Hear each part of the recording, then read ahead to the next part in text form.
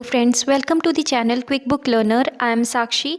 और जो आज हम पढ़ रहे हैं वो एमपीपीसीएस प्रीलिम्स 2024 के लिए यूनिट 10 पढ़ रहे हैं। फ्रेंड्स, ये लेक्चर जो है ये निर्माण आईएएस बुक से डेडिकेटेड है। और ये जो हम पढ़ेंगे ये गोंड जनजाति के बारे में पढ़ रहे हैं। जो हम ये गोंड जनजाति का हमारा सेकेंड पार्ट है जिसमें हम सांस्कृतिक परंपराएं और मान्यताओं के बाद से चीज़ों को पढ़ना शुरू करेंगे। तो सबसे पहले आज हम सांस्कृतिक परंपराओं और मान्यताओं के बारे में पढ़ेंगे, जिसमें हम सबसे पहले क्या देखेंगे, जन्म संस्कार के बारे में देखेंगे। तो अगर हम बात कर दें जन्म संस्कार में, तो बच्चे का जन्म सामान्यतः घर में ही होता है। घर में ही कपड़ों की आड़ कर सौर ग्रह बनाकर जन्म कराया जाता है। तो जो गोंड जनजाति में बच्चों का जन्म कैसा होता है, तो सामान्यतः अगर हम बात करें तो घर में होता है और घर में ही कपड़ों की आड़ कर सौर ग्रह बनाकर क्या किया जाता है, जन्म कराया जाता है। शिशु का नरावंश परंपरा के अनुसार दाई या कोई सियानी नातेदार बांस की पतली नेर से काटती है, नरा वही गड़ा खोद कर गाड़ दिया जाता है। तो जो शिशु का नरावंश परंपरा के अनुसार, कौन सी परंपरा के अनुसार, नरावंश परंपरा के अनुसार दाई या कोई सियानी नातेदार बांस की पतली नेर से काटती है, नरा वही गड़ा खोद कर गाड़ दिया जाता है। तो वो जो नाड़ होता है बच्चों का, जब जो छोटे बच्चे पैदा होते हैं तो वहाँ पे क्या होता है, दाई जो होती है वो नाड़ को काट देती है और गड़ा खोद कर क्या किया जाता है, गाड़ दिया जाता है। 12वें दिन शिशु का नामकरण होता है तथा छठे दिन बाद बच्चे को ध्रुव तारा दिखाया जाता है। तो 12वें दिन क्या होता है, शिशु का नामकरण होता है और छठे दिन क्या किया जाता है, छठे दिन बाद बच्चे को ध्रुव तारा दिखाया जाता है। इसके बाद अब हम बात करते हैं विवाह एवं विवाह प्रथाओं से संबंधित चीज़ों के बारे में। विवाह की अगर हम बात करें तो गोंड जनजाति में विधवा विवाह एवं बहु विवाह प्रथाओं का क्या है, प्रचलन है। तो गोंड जनजाति में हमने क्या पढ़ा, गोंड जनजाति में हमने देखा कि विधवा विवाह और बहु विवाह प्रथाओं का क्या है, प्रचलन है। इनमें अंतर्विवाह और बहिर्विवाह के नियमों का कठोरता से पालन किया जाता है। समगोत्री विवाह नहीं होते। तो अगर हम गोंड जनजाति के बारे में देखें तो गोंड जनजाति में अंतर्विवाह और बहिर्विवाह के नियमों का कठोरता से क्या किया जाता है, पालन किया जाता है। समगोत्री विवाह गोंड जनजाति में नहीं होते हैं। गोंड जनजाति में विवाह विच्छेद या तथा पुनर्विवाह की प्रथा भी होती है। तो गोंड जनजाति में विवाह विच्छेद तथा पुनर्विवाह की क्या होती है, प्रथा होती है। यद्यपि इनमें एकल विवाह प्रथा प्रचलित थी, किंतु धनी एवं संपन्न गोंड 2 या अधिक पत्नियां भी रख लेते हैं। इस जनजाति में अनेक प्रकार के विवाह होते हैं, जैसे दूध लौटावा, पठौनी विवाह, चढ़ विवाह, सेवा विवाह, पॉलीथर विवाह प्रथा आदि। सेवा विवाह में क्या होता है, तो सबसे पहले हम बात करते हैं सेवा विवाह के बारे में। सेवा विवाह के बारे में अगर हम देखें तो गोंड जनजाति अपनी भाषा में विवाह को लमजना कहते हैं। क्या कहते हैं, लमजना कहते हैं। तो अगर हम बात करें सेवा विवाह में, तो गोंड जनजाति अपनी भाषा में विवाह को क्या कहते हैं, लमजना कहते हैं। चूंकि इस जनजाति में वधु मूल्य का प्रचलन अधिक है, वधु मूल्य को दूध बंद कहते हैं। गोंड जनजाति में जो वर वधु मूल्य चुकाने की स्थिति में नहीं होता है, वह भाभी ससुर के यहाँ सेवा करता है, जिससे खुश होकर उसे कन्या दे दी जाती है, और इसी को क्या कहा जाता है, सेवा विवाह कहा जाता है। तथा वह व्यक्ति जो है वो क्या कहलाता है, लामा नई कहलाता है। लामा नई को घर जमाई भी कहते हैं। तो हमने सेवा विवाह के बारे में क्या पढ़ा कि गोंड जनजाति अपनी भाषा में विवाह को क्या कहते हैं, लमजना कहते हैं। तो गोंड जनजाति के लोग जो हैं वो विवाह को अपनी भाषा में क्या कहते हैं, लमजना कहते हैं, क्योंकि इस जनजाति में वधु मूल्य का प्रचलन अधिक है। वधु मूल्य को क्या कहा जाता है, हमने ऑलरेडी पढ़ा था, दूध बंद कहते हैं। गोंड जनजाति में जो वर वधु मूल्य चुकाने की स्थिति में नहीं होता, वह भावी ससुर के यहाँ सेवा करता है, जिसे खुश होकर उसे कन्या दे दी जाती है। इसे सेवा विवाह कहा जाता है। तथा वह व्यक्ति जो सेवा विवाह करता है उसे क्या कहा जाता है, लामा नई कहलाता है। क्या कहलाता है, लामा नई कहलाता है। लामा नई को घर जमाई भी कहते हैं। इसके बाद हम सेवा विवाह के बाद दूसरा विवाह देखते हैं, जिसे क्या कहा जाता है, दूध लौटावा विवाह कहा जाता है। तो गोंड जनजाति में भाई का लड़का और बहन की लड़की अथवा भाई की लड़की अथवा बहन का लड़का में विवाह का प्रचलन है, जिसे दूध लौटावा विवाह कहा जाता है। तथा इस प्रथा को क्या कहा जाता है, दूध लौटाना प्रथा कहते हैं। इसके बाद पॉलीथर विवाह प्रथा गोंड जनजाति में अपहरण विवाह प्रथा के रूप में पाई जाती है। इसे पायसोतुर विवाह भी कहते हैं। तो फ्रेंड्स, क्योंकि हमने सेवा विवाह, दूध लौटावा विवाह कई बारी पढ़ा है, वो हमें ध्यान रहेगा, हमें पॉलीथर विवाह ध्यान रखना है। पॉलीथर विवाह प्रथा जो है वो किस में होती है? गोंड जनजाति में होती है। और अगर हम पॉलीथर विवाह प्रथा को जाने तो वो कैसा विवाह है? अपहरण विवाह प्रथा है। और इसे क्या कहा जाता है? तो इसे पायसोतुर विवाह भी कहते हैं। क्या कहते हैं? तो इसे पायसोतुर विवाह भी कहा जाता है। इसके बाद अब हम बात करते हैं चढ़ विवाह के बारे में। तो गोंड जनजाति में चढ़ विवाह सर्वाधिक प्रचलित है। इस विवाह में वर पक्ष बारात लेकर कन्या पक्ष के घर जाता है। विधवा स्त्रियों के किसी जल जीव के साथ उल्टे फेरे करवाए जाते हैं। तो चढ़ विवाह क्या होता है कि तो गोंड जनजाति में चढ़ विवाह जो है वो क्या है? सर्वाधिक प्रचलित है। इस विवाह में वर पक्ष बारात लेकर कन्या पक्ष के घर जाता है। विधवा स्त्रियों के किसी जल जीव के साथ उल्टे फेरे करवाए जाते हैं। तो विधवा स्त्रियों के किसी जल जीव के साथ क्या करवाए जाते हैं? उल्टे फेरे करवाए जाते हैं। इसके बाद हम बात करते हैं हठ विवाह के बारे में। तो लड़का लड़की राजी बाजी से विवाह करते हैं। इसमें लड़की भाग कर लड़के के घर आ जाती है। इसे भगेली विवाह भी कहते हैं। तो ध्यान रखना है, हठ विवाह क्या होता है? लड़का लड़की राजी बाजी से विवाह करते हैं। इसमें लड़की भाग कर लड़के के घर आ जाती है और इसे क्या कहा जाता है? भगेली विवाह भी कहते हैं। तो भगेली विवाह किसे कहा जाता है? हठ विवाह को कहा जाता है। बलात विवाह क्या होता है? तो इस प्रथा में लड़का जबरन लड़की को अपने घर में ले आता है या हाट बाजार में हल्दी छींट देता है। अब लड़का लड़की से विवाह करने का हकदार हो जाता है। ऐसा तब होता है जब लड़के एवं लड़की के माँ बाप किसी तरह विवाह करने के लिए राजी नहीं होते हैं। ऐसी स्थिति में रात में ही मंडप गाड़ कर बाजे गाजे और नाच के साथ विवाह क्या किया जाता है? संपन्न कराया जाता है। तो वलात विवाह में क्या देखा हमने कि इस प्रथा में लड़का जबरन लड़की को अपने घर में ले आता है और हाट बाजार में हल्दी छींट देता है। अब लड़का लड़की से विवाह करने का हकदार हो जाता है। ऐसा तब होता है जब लड़के एवं लड़की के माँ बाप किसी तरह विवाह करने के लिए राजी नहीं होते हैं। और ऐसी स्थिति में रात में ही मंडप गाड़कर बाजे गाजे और नाच के साथ विवाह को क्या किया जाता है? संपन्न कराया जाता है। इसके बाद हम बात करते हैं कौन से विवाह के बारे में? पठौनी विवाह के बारे में। इसमें लड़की की बारात लड़के के घर आती है। लड़की की बारात जो होती है क्या होती है? पठौनी विवाह में लड़की की बारात लड़के के घर आती है। लड़के के मंडप में भांवरे होती है। लड़के के मंडप में क्या होती है? भांवरे होती है। लड़की अपने दूल्हे को विदा करा के अपने घर लाती है। वर्तमान में ये प्रथा जो है ये क्या हो गई है? बंद हो गई है। तो पठौनी विवाह जो होता है उसमें क्या होता है? सामान्यतः हमको उल्टा देखने को मिलता है। उल्टा क्या? लड़की की बारात लड़के के घर जाती है और लड़के से ब्याह करने के बाद लड़की क्या करती है? दूल्हे को विदा करके अपने घर लाती है। और वर्तमान में ये प्रथा क्या हो गई है? बंद हो गई है। हमने किसके बारे में पढ़ा? पठौनी विवाह के बारे में, जो कि किस में प्रचलित है? गोंड जनजाति में प्रचलित है। इसके बाद हम बात करते हैं प्रीति विवाह। इस विवाह में लड़की के पिता को वधू मूल्य अनिवार्य रूप से दिया जाता है। तो प्रीति विवाह में क्या होता है? लड़की के पिता को वधू मूल्य जो है वो अनिवार्य रूप से दिया जाता है। इसके बाद अन्य प्रकार के विवाह में विधवा विवाह, रखैली विवाह, पैठू विवाह, परिवीक्षा विवाह घोटुल परंपरा पर आधारित है। कौन सा विवाह? परिवीक्षा विवाह जो है वो घोटुल परंपरा पर आधारित है तथा अंतरजातीय विवाह भी होते हैं। तो अन्य प्रकार के विवाहों में हमने कौन सा देखा? विधवा विवाह देखा, रखैली विवाह, पैठू विवाह, परिवीक्षा विवाह। परिवीक्षा विवाह को और किस नाम से जाना जाता है? तो ये ध्यान रखना है हमें कि परिवीक्षा विवाह घोटुल परंपरा पर आधारित है और तथा अंतरजातीय विवाह भी होते हैं। इसके बाद हम बात करते हैं ददिहाल तथा ननिहाल परिवारों में विवाह करना गोंड अपना नैतिक अधिकार समझते हैं या मानते हैं। तो ददिहाल और ननिहाल परिवारों में विवाह करना गोंड अपना नैतिक अधिकार मानते हैं। विवाह में मंडप गाड़ने की प्रथा को मांगर माटी कहा जाता है। मंडप लाने वालों को दारू दी जाती है। इसे मंडवा तरपौनी कहते हैं। तो मंडप लाने वाले को क्या दी जाती है? दारू दी जाती है और इसी प्रथा को क्या कहा जाता है? मंडवा तरपौनी कहते हैं।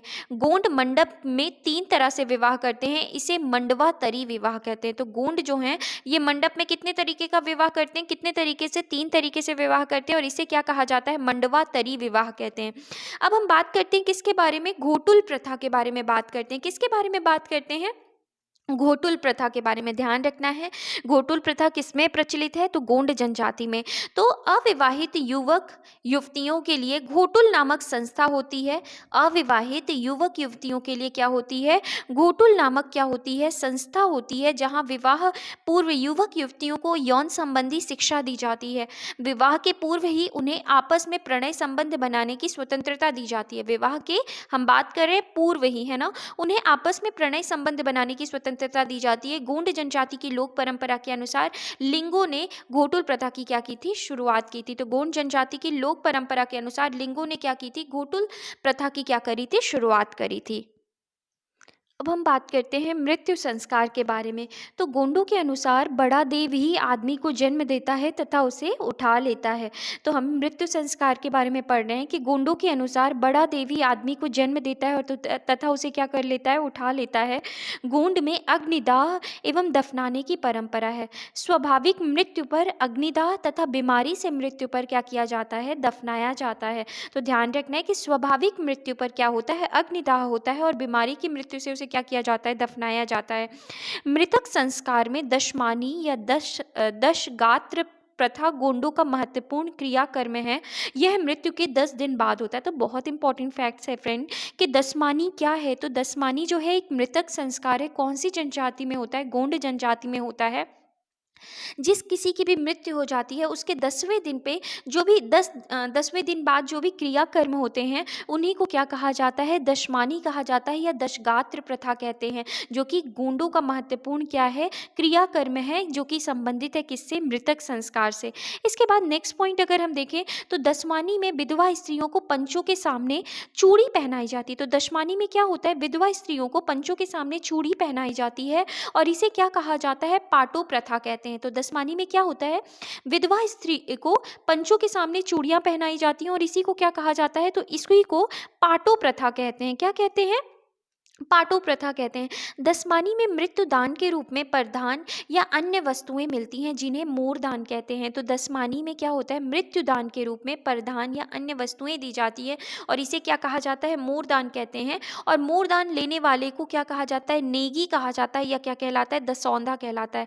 तो मोर दान लेने वाला नेगी कहलाता है या क्या कहलाता है? दसौंधी कहलाता है। इसके बाद नवाखानी गोंडों की पितरों की पूजा का त्योहार है। तो नवाखानी जो है वो गोंडों की पितरों का गोंडों के पितरों की पूजा का क्या है? त्योहार है। गोंड जनजाति में अंतिम संस्कार में खहुल पाता नामक मृत्युगान गाया जाता है। तो खहुल पाता क्या है? मृत्युगान है। किस में, कौन सी जनजाति में गाया जाता है? तो गोंड जनजाति में गाया जाता है।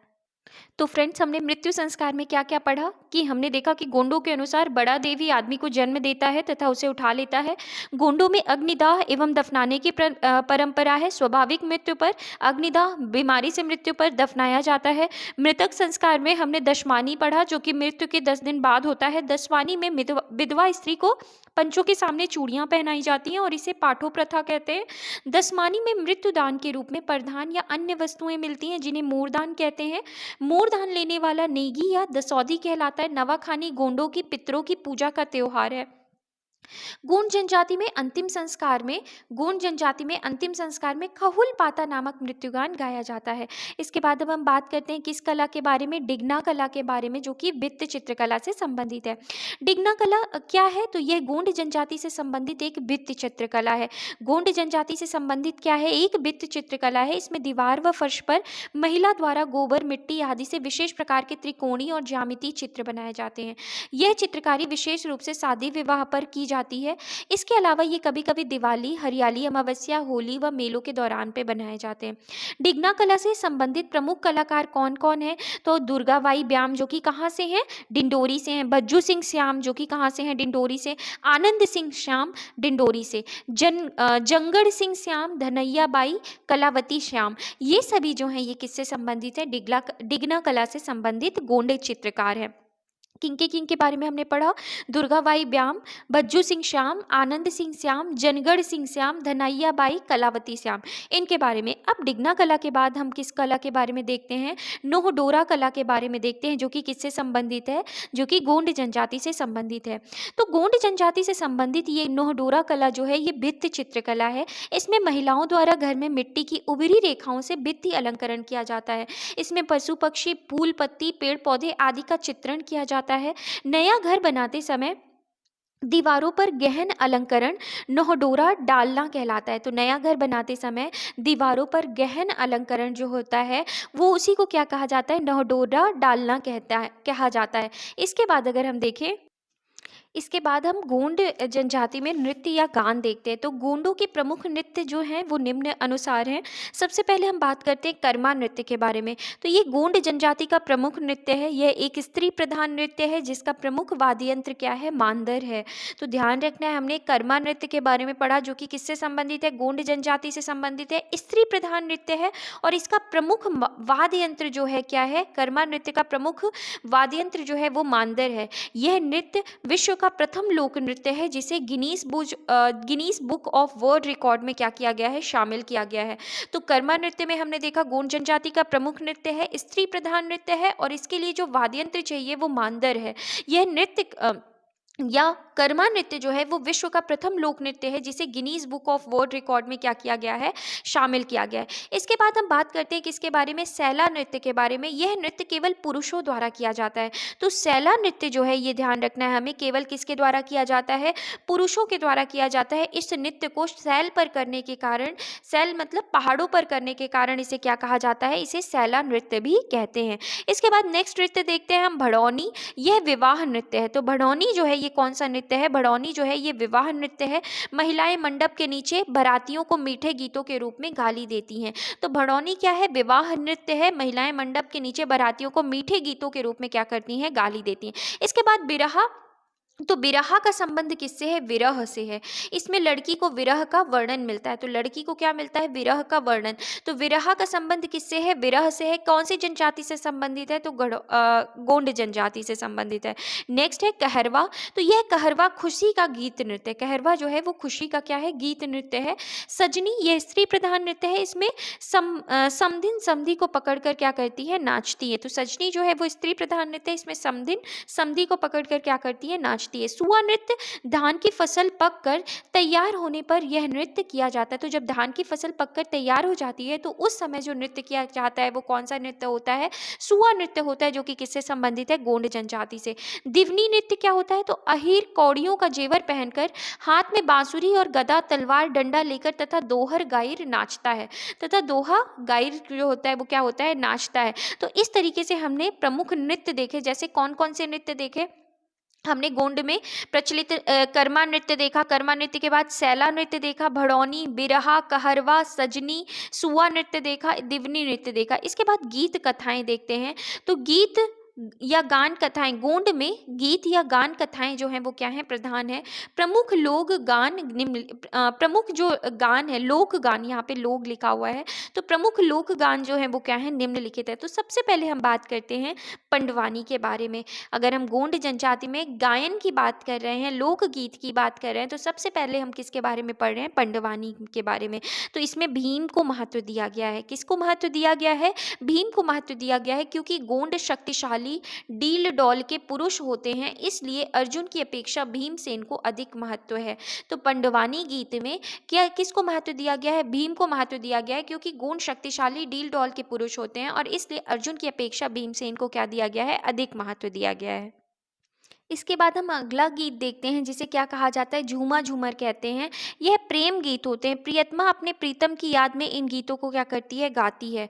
तो जो झूमा झूमर होता है ये क्या होता है, झूमा झूमर जो होता है वो क्या होता है, प्रेम गीत होता है। इसमें प्रियतमा अपने प्रीतम की याद में क्या करती है, गीतों को गाती है। कर्मा गीत, कर्मा नृत्य के दौरान कर्मा गीत का गायन होता है। कर्मा गीत जो होते हैं वो कितने प्रकार के होते हैं, 4 प्रकार के होते हैं। कर्मा ठाढ़ा, कर्मा लहकी, कर्मा लंगड़ा और कर्मा रागिनी। तो 4 गीत होते हैं। कर्मा के 4 प्रकार के गीत होते हैं।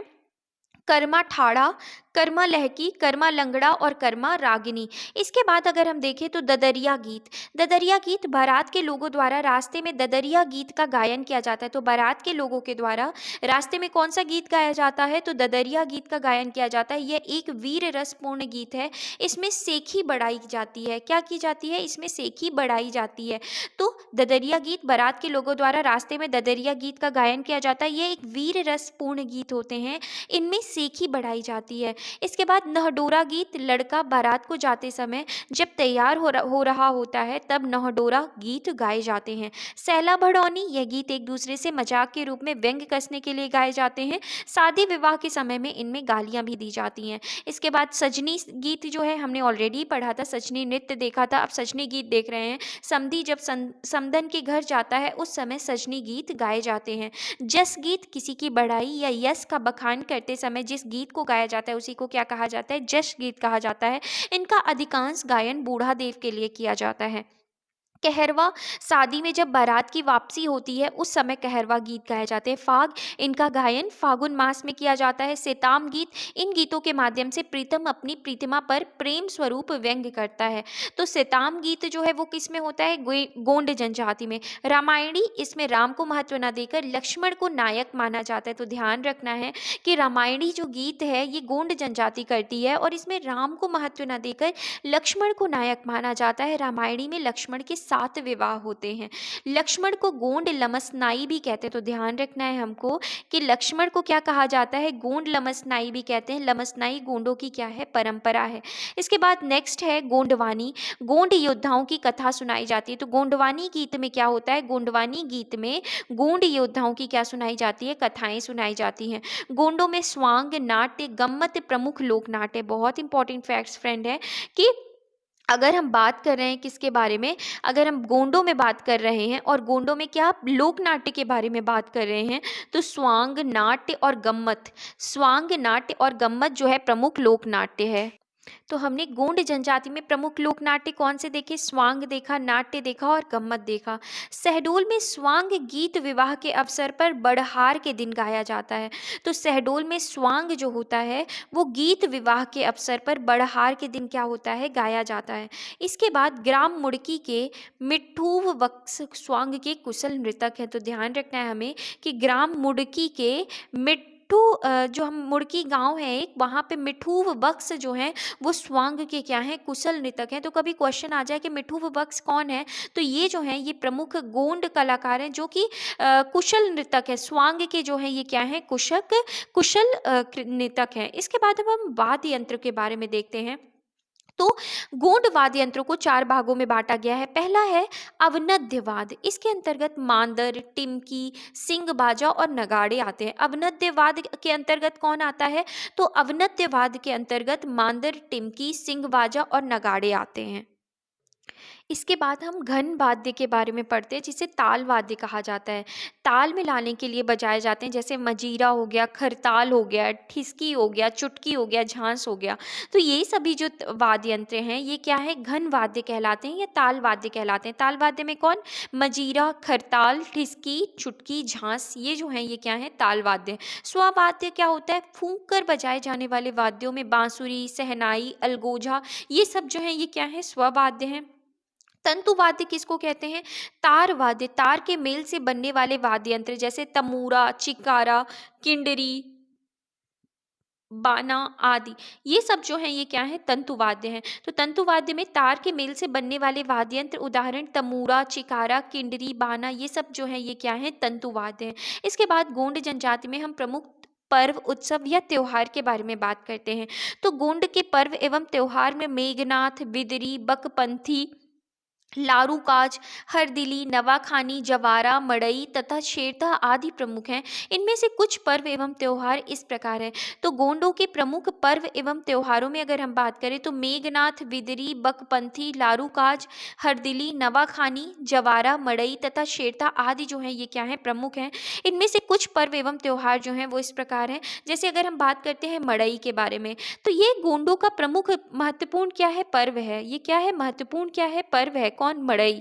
इसमें ग्रामीण जन फसल आने की प्रसन्नता, सुखद जीवन का संदेश अथवा किसी विशेष उपलब्धि की सूचना आपस में देते हैं तथा इस दिन ग्राम्य देवता की आराधना, प्रियजनों से मिलन तथा आवश्यक वस्तुओं की खरीद बिक्री होती है। ये दक्षिणी मध्य प्रदेश मुख्यतः मंडला एवं डिंडोरी जिले में मनाया जाता है। तो मंडला एवं कहाँ मनाया जाता है? मुख्यतः डिंडोरी जिले में क्या होता है? मनाया जाता है। तो हमने गोंड जनजाति का प्रमुख पर्व में सबसे पहले हमने किसके बारे में पढ़ा? मड़ई के बारे में पढ़ा। गोंडों का महत्वपूर्ण पर्व है।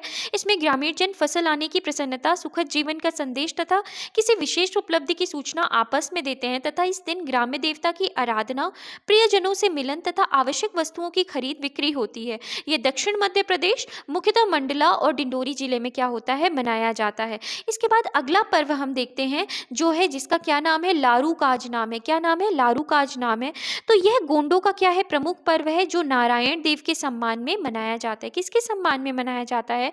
नारायण देव के सम्मान में मनाया जाता है। यह पर्व सुअर के विवाह का प्रतीक है। तो हमें ध्यान रखना है कि ये जो पर्व है ये क्या है? तो यह पर्व सुअर के विवाह का प्रतीक है और इसमें सुअर की बलि दी जाती है। गोंड जनजाति में यह मान्यता है कि इस पर्व से परिवार में सुख, समृद्धि और संपन्नता बनी रहती है। तो लारू काज में हमने क्या देखा कि सुअर का विवाह का प्रतीक है इसमें और ये नारायण देव के सम्मान में मनाया जाता है और इस पर्व में, लारू काज पर्व में सुअर की क्या दी जाती है? बलि दी जाती है। इसके बाद हम अगले पर्व की ओर चलते हैं जिसे क्या कहा जाता है? नवाखानी पर्व कहा जाता है। तो नवाखानी में क्या होता है? यह पर्व धान की फसल में जब बाली आना शुरू होती है तब मनाया जाता है। नवाखानी पर्व धान की फसल में जब बाली आना शुरू होती है तब मनाया जाता है।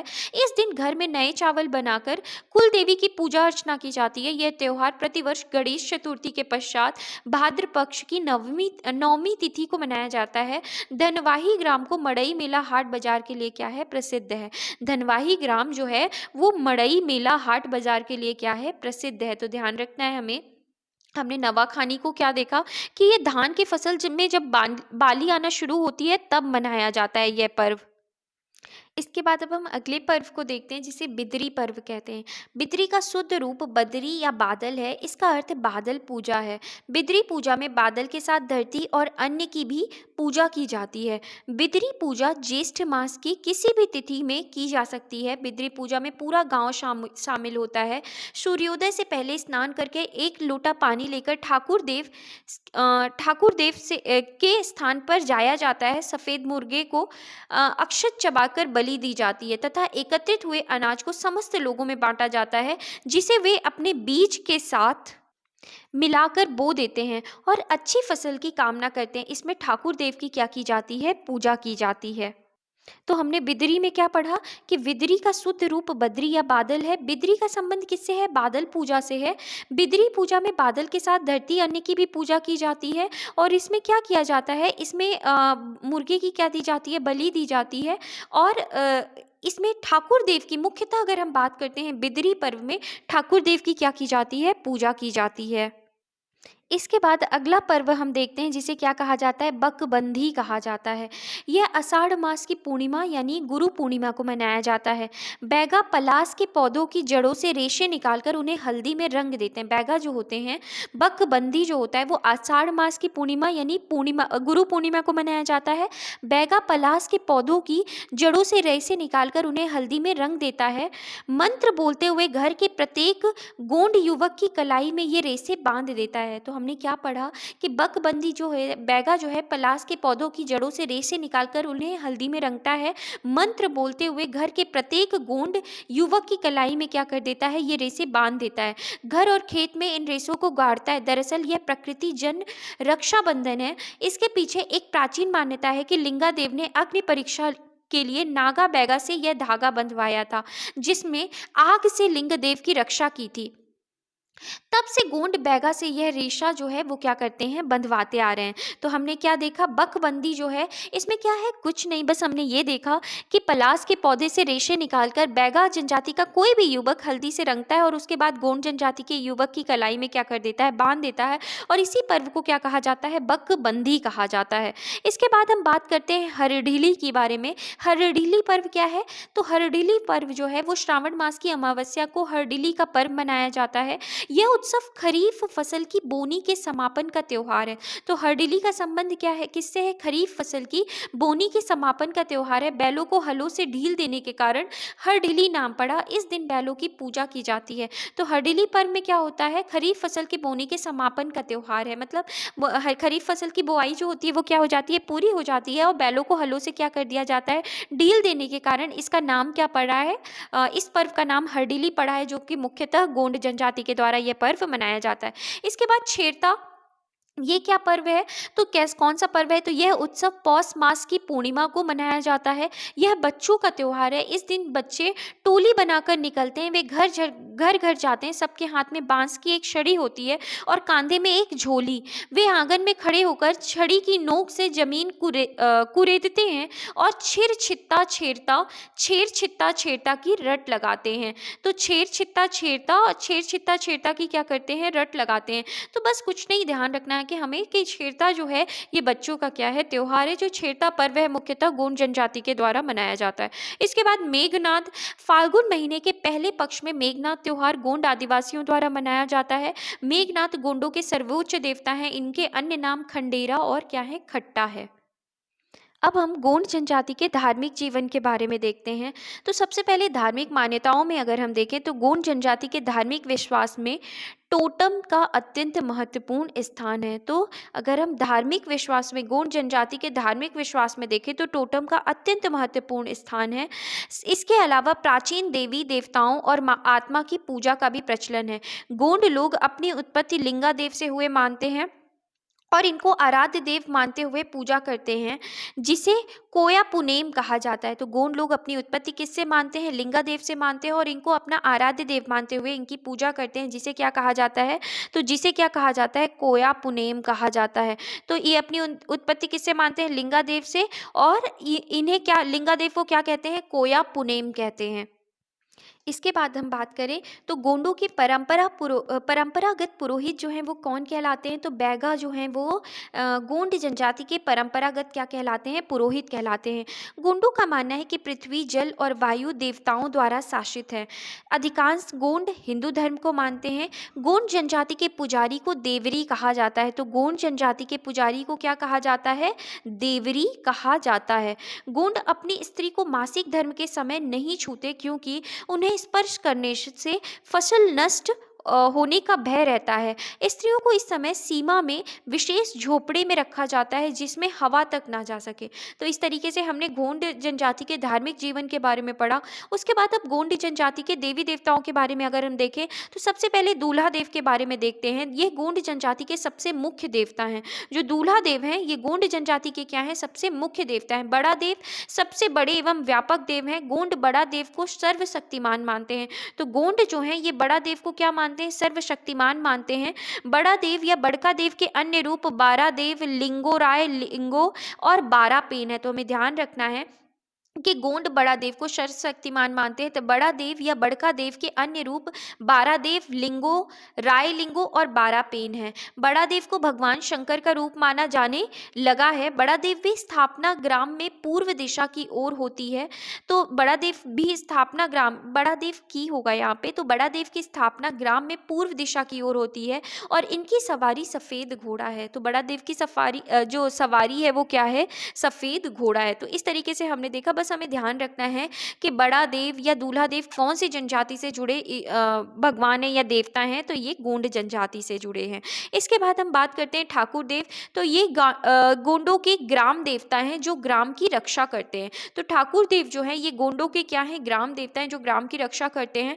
ठाकुर देव गांव के बाहर वृक्ष के नीचे बैठते हैं। नारायण देव, इनका स्थान घर की दहलीज पर होता है। ये घर में आने वाली बाधाओं को क्या करते हैं? रोकते हैं। इसके बाद धमसेन देव कौन है? तो धमसेन देव के बारे में अगर हम पढ़ें तो इनका स्थान बड़े देव के पास होता है। वहाँ एक खम्भ गड़ा रहता है, उसी को क्या कहा जाता है? धमसेन देव। नागेश्वर देव, नाग या सर्व की पूजा की जाती है। खैर खूंट मुठिया देव, इन्हें चरवाहीन देव भी कहते हैं। ये गांव की रक्षा करते हैं। खैरमाई देवी ग्राम की रक्षा करने वाली देवी है। इनका स्थान महुआ वृक्ष के नीचे होता है। तो हमने कौन कौन से देव देखे? अगर गोंड जनजाति से संबंधित हम देखें तो हमने ठाकुर देव को देखा, दूल्हा देव को देखा, बड़ा देव को देखा। इसके बाद नारायण देव, धनसेन देव, नागेश्वर देव, खैरखूंट मुठिया देव जिन्हें चरवाह चरवाहीन देव भी कहते हैं, खैरमाई देवी ग्राम की रक्षा करने वाली देवी हैं और इनका स्थान महुआ वृक्ष के नीचे होता है। अब हम गोंड जनजाति की अगर देवियों के बारे में देखें तो बंजारिन माई ये वन देवी हैं, इन्हें रात्रि माई, अंधेरी माई भी कहा जाता है। तो ये जो बंजारिन माई हैं ये कौन सी देवी हैं? गोंड जनजाति में इन्हें वन देवी माना गया है। इन्हें रात्रि माई, अंधेरी माई भी कहा जाता है। गंगाइन माई, इनका स्थान घर के बाहर आंगन में होता है। शारदा माई वरदान देने वाली देवी हैं। शीतला माई ममतामयी देवी हैं, ये शारदा माई की क्या है? छोटी बहन है। फिर इसके बाद बूढ़ी माई ये बड़ी चेचक की देवी हैं। कसलाई माई ये छोटी माता की देवी हैं। मरही माता ये हैजा और प्लेग बीमारियों की देवी हैं। कौन सी? मरही माता। हुल्की माई या दल की माई किसे कहते हैं? ये मलेरिया बुखार की देवी हैं। दूली माई ये घट सर्प को दूली माई भी कहते हैं। तो घट सर्प को क्या कहा जाता है? दूली माई कहते हैं। चैरंगा माई ये पशुओं की बीमारी से संबंधित हैं। इसके बाद अन्य देवी देवताओं को अगर हम देखें तो अहरानी हो गया, महारानी, इंद्रानी, रासाढारनी, अंगार माती, लोहा झारती, तारक मारक देवी, कंकाली देवी, डोकरी दाफी, अजोरी देवी, भैरव देव, पुरवनी माता, दूल्हा देव, बघेश्वर देव, आजा पुरखा, सूरज देव, जल देव, अग्निदेव, धरती माता, गौ माता, सरई बड़े देव, ये सभी जो हैं ये गोंड जनजाति से क्या हैं? गोंड जनजाति से जुड़े अन्य देवी देवताएं हैं, अन्य देवी देवता हैं। तो हमने इन सभी देवी देवताओं के बारे में पढ़ा। इसके बाद अब हम बात करते हैं जादू टोना से संबंधित चीज़ों के बारे में। अगर देखें तो गोंड जनजाति आत्मा और तांत्रिक प्रक्रियाओं में विश्वास करते हैं। जादू टोना करने वाले और उनके निवारक गुरु गोंड समाज में 3 प्रकार के होते हैं: उमराव गुरु, जलंधर गुरु और दोगुन गुरु। फ्रेंड्स, क्वेश्चन कुछ इस तरीके से कभी भी एग्जाम में पूछ सकते हैं कि उमराव गुरु का संबंध किससे है या उमराव का संबंध किससे है। तो उमराव का संबंध किससे है? गोंड जनजाति से है। जादू टोना करने वाले और उनके निवारक गुरु गोंड समाज में 3 प्रकार के होते हैं: उमराव गुरु, जलंधर गुरु और दोगुन गुरु। इसके बाद हम इनके आर्थिक जीवन की ओर अगर देखें तो गोंड जनजाति का प्रधान व्यवसाय जो है वो क्या है? कृषि है। वह हल इनका प्रतीक है। इनके द्वारा की जाने वाली कृषि को क्या कहा जाता है? बारी कहा जाता है। तो जो गोंड जनजाति के द्वारा जो कृषि की जाती है उसे क्या कहा जाता है? बारी कहा जाता है। और इनका मुख्य व्यवसाय जो है वो क्या है? कृषि है और हल इनका क्या है? प्रतीक है। कृषि के साथ यह जनजाति पशुपालन भी करती है। गोंड अपने खेतों से 2 फसलें लेता है, सियारी और क्या? उन्हारी। तो अपने खेतों से 2, और जो खरीफ की फसल होती है उसको सियारी कहा जाता है और जो राबी फसल होती है उसको क्या कहा जाता है? उन्हारी कहा जाता है। सियारी में धान, कोदो, कुटकी, दलहन, रमतिला, चावल आदि की फसलें हैं। उनियारी में गेहूं, चना, राई, मसूर, अलसी आदि। अधिकांश गोंडों के पास खेती न होने के कारण हरवाही खेती करते हैं। यह जनजाति वनोपज संग्रह का क्या कार्य भी करती है। तो इस तरीके से हमने उनकी कृषि के बारे में देखा। गोंड जनजाति की भाषा या बोली के बारे में अगर हम देखें तो वो गोंडी तथा डोरली इनकी क्या है? गोंड जनजाति की भाषाएं हैं जो द्रविड़ भाषा परिवार की भाषा है। ये लोग हल्वी तथा भत्री भाषा भी बोलते हैं। तो हल्वी तथा भत्री भाषा का जो है वो भी गोंड जनजाति बोलते हैं। और अगर हम भाषाओं के बारे में, मुख्यतः इनकी भाषा गोंडी तथा डोरली जो है वो गोंड जनजातियों की भाषा है। यह जनजाति अलिखित भाषा गोंडी बोली बोलते हैं जिनका संबंध किससे है? द्रविड़ भाषा से है। गोंडी भाषा को वर्ष 2019 में मध्य प्रदेश पाठ्य पुस्तक निगम में शामिल किया गया है। तो ध्यान रखना है हमें कि गोंडी भाषा को वर्ष 2019 में मध्य प्रदेश पाठ्य पुस्तक निगम में क्या किया गया है? शामिल किया गया है। गोंड जनजाति का युवा गृह जो है वो क्या कहा जाता है? तो गोंड जनजाति का युवा गृह घोटुल कहा जाता है। इसके बाद गोंडी बोली के बारे में अगर हम देखें तो गोंड शब्द तेलुगु के गोंडा या गोंड शब्द से आया है जिसका अर्थ क्या होता है? पर्वत होता है। अर्थात पर्वतों पर रहने वाले गोंड कहलाए। गोंडी द्रविड़ परिवार की मध्यवर्ती वर्ग की भाषा है। छिंदवाड़ा, पारनूना, सिवनी, बैतूल, नर्मदापुरम, पूर्वी निमाड़, बालाघाट में शुद्ध गोंडी बोलते हैं। तो ध्यान रखना है हमें कि छिंदवाड़ा, पारनूना, शिवनी, बैतूल, नर्मदापुरम, पूर्वी निमाड़, बालाघाट में क्या बोली जाती है? तो यहाँ पर शुद्ध गोंडी बोलते हैं। मंडला, डिंडोरी, शहडोल, रीवा में गोंडी का रूप विकृत है। तो मंडला, डिंडोरी, शहडोल और रीवा में गोंडी का रूप क्या है? विकृत है। यहाँ छत्तीसगढ़ी का क्या है? प्रभाव देखने को मिलता है। इसके बाद हम साहित्यिक वाचिक परंपराओं के बारे में देखते हैं। तो गोंडी लोग अपना समय गुजारने, बुद्धि परीक्षण तथा मनोरंजन के रूप में पहेलियाँ पूछते हैं। इन पहेलियों को क्या कहा जाता है? धंधा कहते हैं। तो पहेलियों को क्या कहा जाता जाता है तो इन्हीं पहेलियों को क्या कहते हैं, धंधा कहते हैं। वेरियर एल्विन ने वर्ष 1947 में the Muria and their Ghotul नामक पुस्तक प्रकाशित की थी। तो ध्यान रखना है हमें कि वेरियर एल्विन ने the Muria and their Ghotul नामक पुस्तक को क्या किया था, प्रकाशित किया था। कब? वर्ष 1947 में। इसके बाद हम क्वेश्चन सॉल्व करते हैं जो कि प्रीवियस ईयर क्वेश्चंस आए हैं। सबसे पहला हम पहला क्वेश्चन देखते हैं कि मध्य प्रदेश में, तो पहला क्वेश्चन है कि मध्य प्रदेश में निवासरत जनजातियां जिनका नाम उन्हें प्रायद्वीप भारत के पुराने हिस्से से मिला है। तो मध्य प्रदेश में निवासरत जनजातियां जिनका नाम उन्हें प्रायद्वीप भारत के पुराने हिस्से से मिला है वो कौन सी जनजाति है? तो वो जनजाति का नाम क्या है? गोंड जनजाति है। नेक्स्ट क्वेश्चन है कि मध्य प्रदेश का दूसरा सबसे बड़ा जनजाति समूह वाली जनजाति कौन सी है? तो गोंड जनजाति है। इसके बाद नेक्स्ट क्वेश्चन अगर हम देखें तो मध्य प्रदेश में निवास करने वाली गोंड जनजाति में सर्वाधिक प्रचलित विवाह प्रथा जो है वो कौन सी विवाह प्रथा है? तो मध्य प्रदेश में निवासरत करने वाली गोंड जनजाति में सर्वाधिक प्रचलित जो विवाह प्रथा है वो कौन सी है? तो उसे क्या कहा जाता है? चढ़ विवाह कहते हैं। क्या कहते हैं? चढ़ विवाह। नेक्स्ट क्वेश्चन है कि गोंड जनजाति द्वारा बिदरी पूजा का आयोजन किस माह में किया जाता है? बिदरी को बदरी पूजा या हमने पढ़ा था बादल पूजा भी कहते हैं। तो ये कौन से माह में किया जाता है? तो ये जो है ये जेठ माह में किया जाता है। कौन से माह में किया जाता है? ज्येष्ठ माह में किया जाता है। नेक्स्ट क्वेश्चन है कि गोंड जनजाति द्वारा दीपावली की प्रतिपदा की कार्तिक पूर्णिमा तक लगभग 15 दिन कौन सा पर्व मनाया जाता है? तो कौन सा पर्व मनाया जाता है? गोंड अगर हम बात करें गोंड जनजाति के द्वारा दीपावली की प्रतिपदा के कार्तिक पूर्णिमा तक लगभग 15 दिन जो पर्व मनाया जाता है उसे कौन सा पर्व कहते हैं? मड़ई पर्व कहते हैं।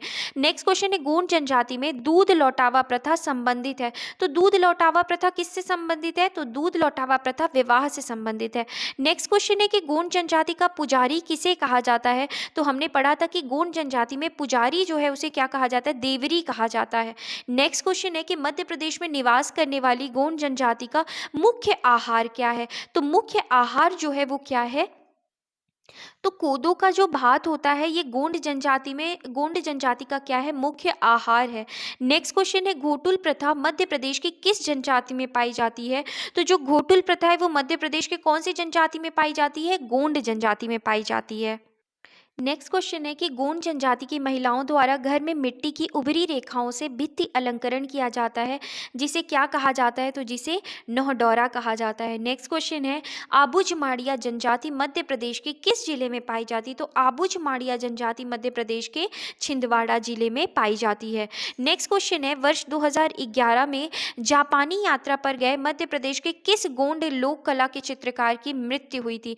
तो जापानी यात्रा पर गए मध्य प्रदेश के किस गोंड लोक कला के चित्रकार की मृत्यु हुई थी?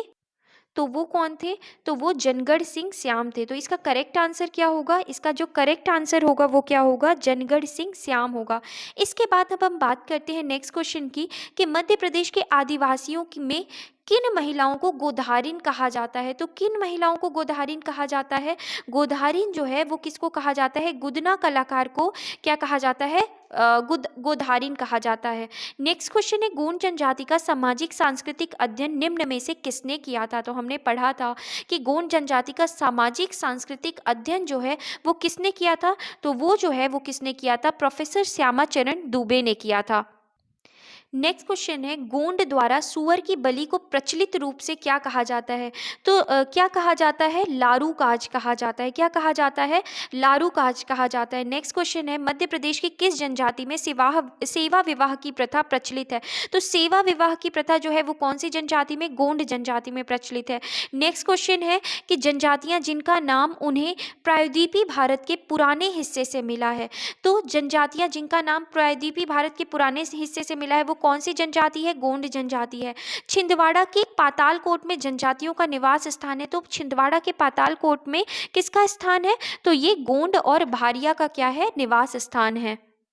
नेक्स्ट क्वेश्चन है कि मध्य प्रदेश के दक्षिण पूर्वी भाग अर्थात गोंडवांचल क्षेत्र में गोंड जनजाति द्वारा धान की फसल कटने के अवसर पर कौन सा नृत्य तोते को संबोधित गीतों पर किया जाता है? तो कौन सा नृत्य है? तो ये सुआ नृत्य है, क्योंकि तोते को भी क्या कहा जाता है? सुआ ही कहते हैं। तो तोते को संबोधित गीतों पर किया जाता है वो कौन सा नृत्य है? सुआ नृत्य है। इसके बाद दशमानी या दशगात्र प्रथा किस जनजाति में की जाती है? तो कौन सी जनजाति में की जाती है? गोंड जनजाति में। हमने पढ़ा था कि यह एक मृतक संस्कार है।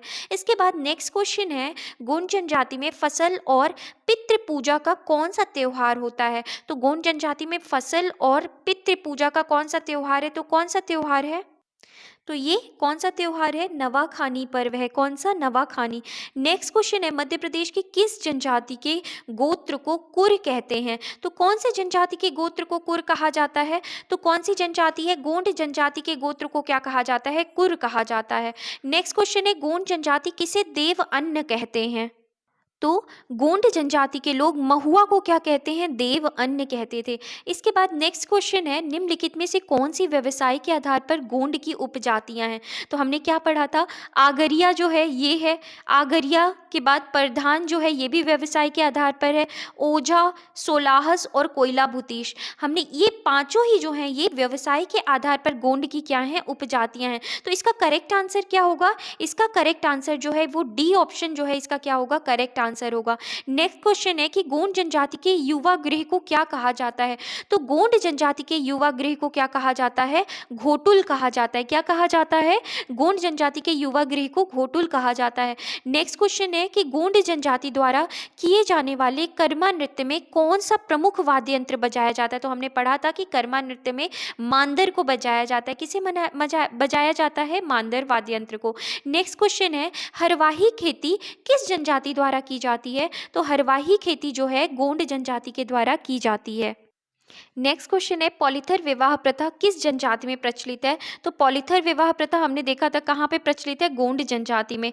नेक्स्ट क्वेश्चन है, गोंडी भाषा को किस वर्ष मध्य प्रदेश पाठ्य पुस्तक निगम में शामिल किया गया? तो गोंडी भाषा को 2019 में मध्य प्रदेश पाठ्य पुस्तक निगम में क्या किया गया? शामिल किया गया। अगला प्रश्न है, गोंड जनजाति में पुजारी को क्या कहा जाता है? तो गोंड जनजाति में पुजारी को क्या कहते हैं? देवरी कहते हैं। नेक्स्ट क्वेश्चन है, दीवार पर मिट्टी से बनाई जाने वाली नौहडोरा अलंकरण किस जनजाति की विशेषता है? तो ये किसकी विशेषता है? गोंड जनजाति की विशेषता है। अगला प्रश्न है, निम्नलिखित में से कौन से विवाह गोंड जनजाति में होते हैं? तो गोंड जनजाति में विवाहों के बारे में अगर हम देखें तो सेवा विवाह भी होता है, दूध लौटावा विवाह भी होता है और पॉलीथर विवाह भी होता है। और कौन सा विवाह होता है?